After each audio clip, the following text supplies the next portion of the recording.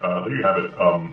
Let's make this a little better in terms of comparing sizes. We got the iPhone 8 right here, iPhone 10, and iPhone 8 Plus. As you can see, the 10 is very similar to the iPhone 8.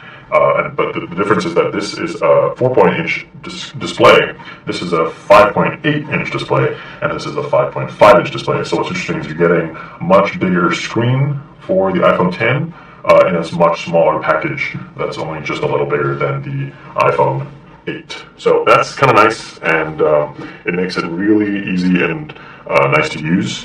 One of the things that you obviously notice is that, with these giant edges gone now, you can't access the home button. There's no home button anymore. So Apple had to sort of rethink how it used, or how people would use iOS on this new device. So let's do a quick rundown of just the general stuff that you might use every day. So big thing is that traditionally you open Control Center like this. You swipe it up here, and it shows up, close it like that. Here, nothing happens when you swipe up. You actually have to bring down Control Center like that. And then you can still do everything like you used to, change the brightness, control night shift or true tone, change the volume. So same as always, it's just now up here like that. So does that make things difficult for pulling down the notification center? Not really, you just have to sort of focus on pulling it down here. Or here, it's the same thing. But of course, if you just pull it down here, you're going to get the control center. So you just have to make sure you're doing it from the center. And then when you're here, you get the same things like, the camera and the Today Center right here.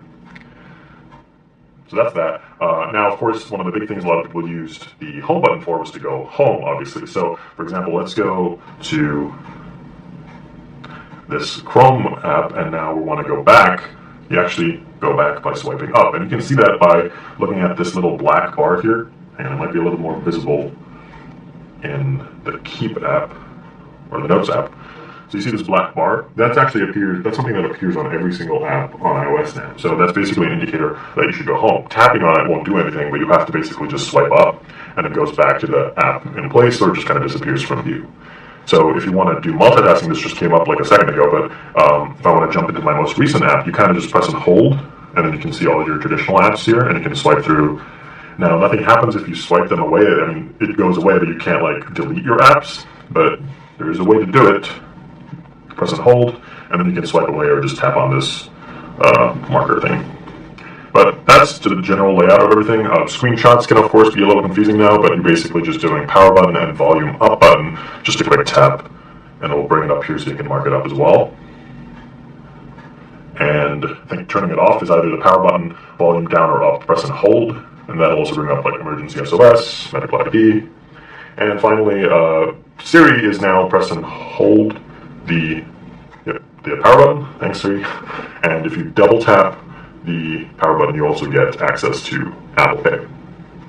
So one of the things that we all know Touch ID used to do is, of course, putting our finger here so we can unlock the phone. So you can't really do that here. There's no fingerprint sensor, and that's why the big feature on this phone is Face ID. And you can see this little padlock right here, and that's kind of why this notch, which is the term for this little cutout over here, the notch is there because not only just to make space for the front-facing camera, but there's a bunch of little sensors and depth sensing and 3D mapping technology sensors in there that basically is going to try and recognize your face every single day.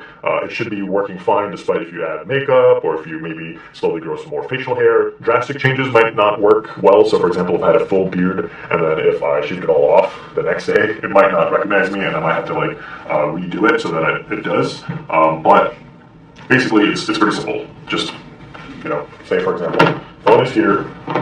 When I raise it, and of course it doesn't work. So I was going to touch on this in a second, but the idea is you raise it, and it doesn't work again.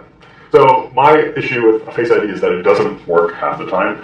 It's not faster than Touch ID. Touch ID is always faster because you can when I'm pulling this phone out of my pocket, I can unlock the phone already, but because I know where the home button is and I can touch it there. With this one, you have to wait until you get the phone in front of your face, and then take a second to have it unlock. And of course, nope.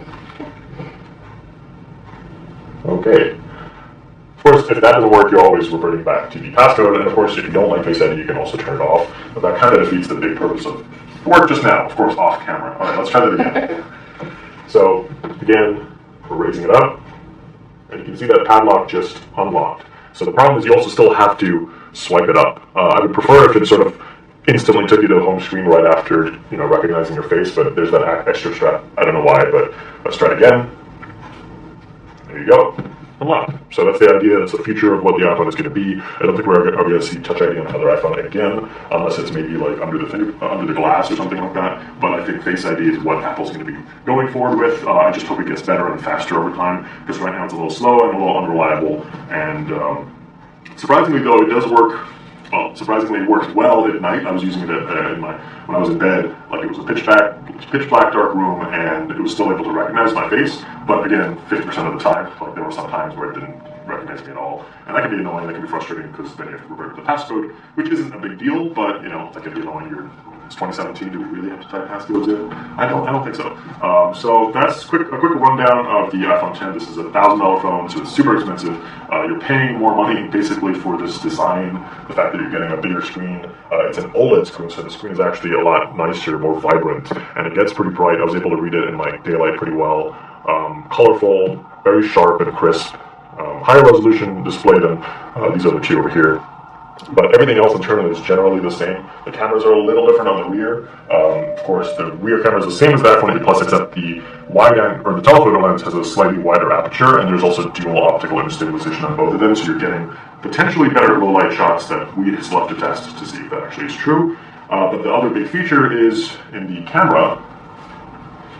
We jump in, and this is me. You can see that you can now take portrait mode selfies. So that was only restricted to the rear camera for up until now. The iPhone 10 is the first camera to be able to do portrait mode on the front-facing camera. Of course, there's the Pixel 2, which can also do it, but that is using pure software. But you can see I'm trying to take it. My hair is super messy. There's also nothing behind me. So the idea is that portrait mode makes a blur around the subject, and it helps obviously when I'm not standing behind a white blank screen with like barely any depth. If I was outside or something like that, it would look nicer. It works just the same as the rear camera, though. Just take a shot and try to look nice. Works the same. The only problem is I've noticed that it's not as good as the rear camera. You can see that my hair up top here got strangely blurred out towards the edges.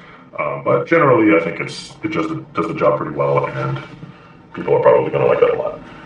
There is one more thing that I didn't go over yet that I do want to go over, but let me just take a look to see if... so many questions and comments, yeah. All right. People have a lot to say. A lot of, will the Face ID work with your glasses? Can you turn it off? And comparing the iPhone X to the S8.